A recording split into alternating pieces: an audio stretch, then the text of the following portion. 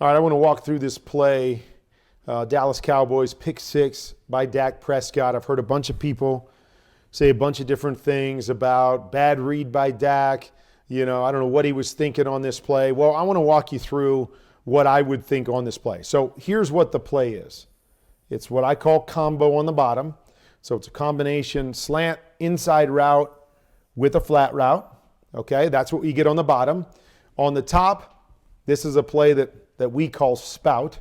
Okay, so it's kind of spacing with an out.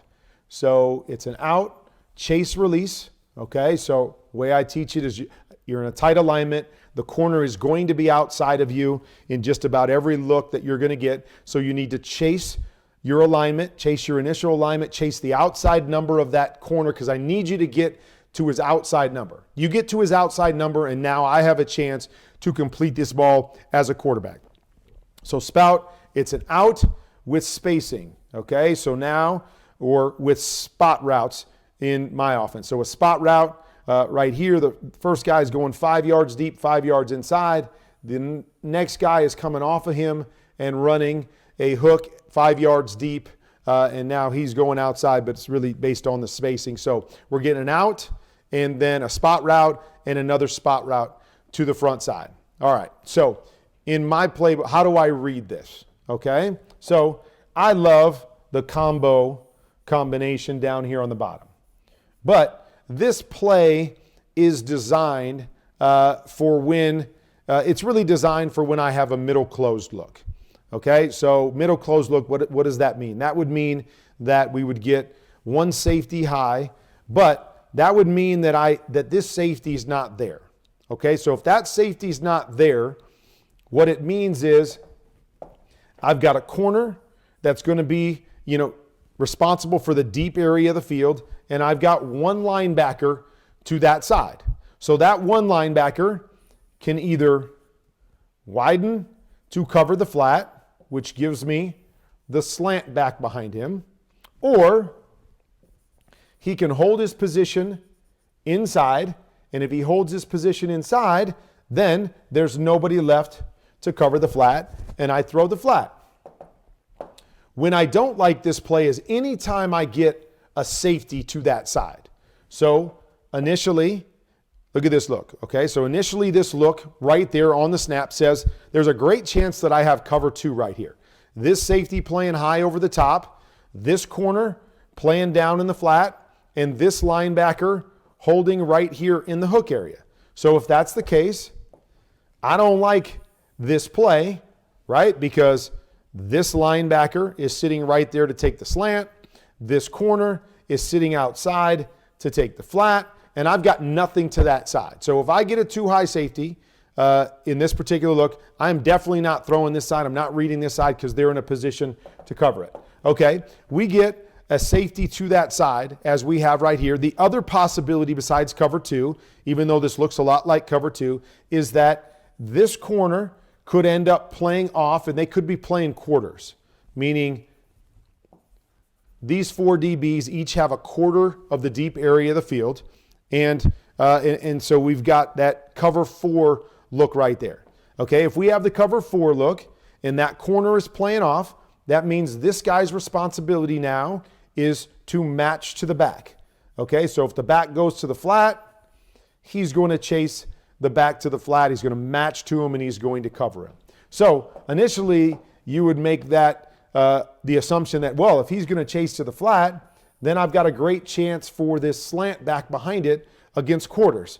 Nope. If I've got another too high safety and he's playing quarters, I don't like the slant either because this guy is in a position to be able to drive this slant and either step in front of my slant or blow my slant guy up because his responsibility in this particular look when number 2 goes to the flat is he can now drive that slant. So I say all that to say that either way, I've got a safety down to this side. So because I have a safety down to this side, I'm not reading over here, okay? That to me is not even an option. And even right here, what you're seeing is it almost looks like this safety's dropping down a little bit. So he might even be dropping into a cover 3 look. But even with him dropping there, It puts him in position to take away the slant. It puts this guy in position to cover the slant.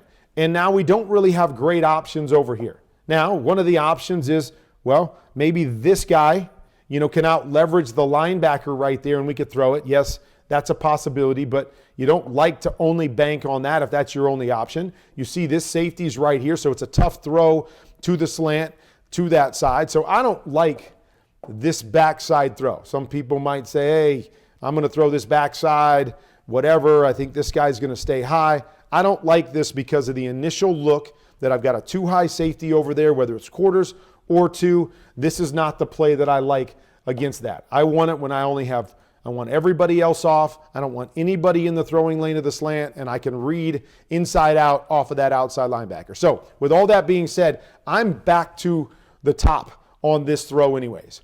What's my first look? Okay. Again, on the top, this could be cover 2 as well. So because this safety's here, if he goes high on the snap and this guy comes running down and I know they're in cover 2, same idea. This is dead, right? I'm going to X out that throw right there if I get cover 2 because the corner's in a position to be able to steal that. And now, even though they're in good position because they've got a linebacker here, they've got this wired if they're playing cover 2.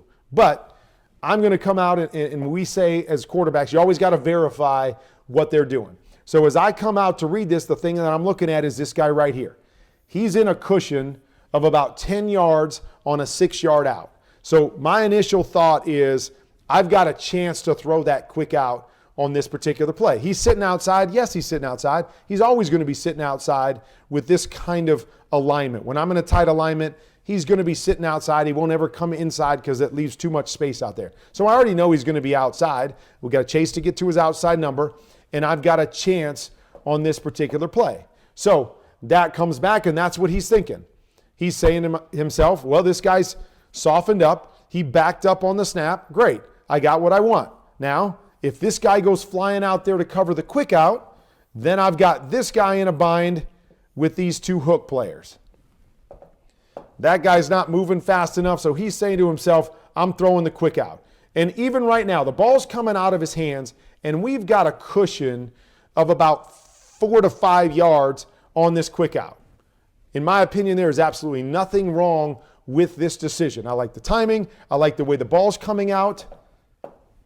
The reason that this was a pick 6 had nothing to do with the decision, in my opinion. When we throw quick outs or we throw our 12 yards out, something I call a semi, when we throw these routes as quarterbacks, we have to tell ourselves, if everything is done right, my receiver gets to that outside number of the corner, this ball has to be soft and outside where my guy runs through it, maybe taps his feet and goes out of bounds, or maybe he catches it and his inbounds is able to turn right up the sideline. But that's where this throw is being made. I'm not looking to get a big play here. I'm looking to complete this ball as my guy's going outside. So I want to put this ball outside on time with a little bit of air. So if this guy tries to jump it and drive it underneath to the inside, the ball's high enough that it goes up and over him and drops to my receiver. So I am okay with every part of this except for the throw. Want you to see Noah Brown. What's he doing right now? He's turning around and stopping because this ball is back to the inside of him, right? If this ball is set out here where he's going, this is not an interception. It's either a completion or an incompletion, but the only guy that's getting it is our guy. But because this ball was left back to the inside, boom, Fuller's able to jump it. He's able to come underneath, and he's able to get a pick 6 right here. A lot of people are saying bad decision. I disagree. I disagree. If you get this much space on a quick out, that should be a completion just about every time. Worst case scenario, I leave it out in front of my guy, and we miss, and it's an incompletion. But it should not be a pick 6 unless we make a bad throw on this particular play. And unfortunately, Dak made a bad throw. He's trying to drive it, and he's leaving it to the inside, and he sets up the corner for a pick 6.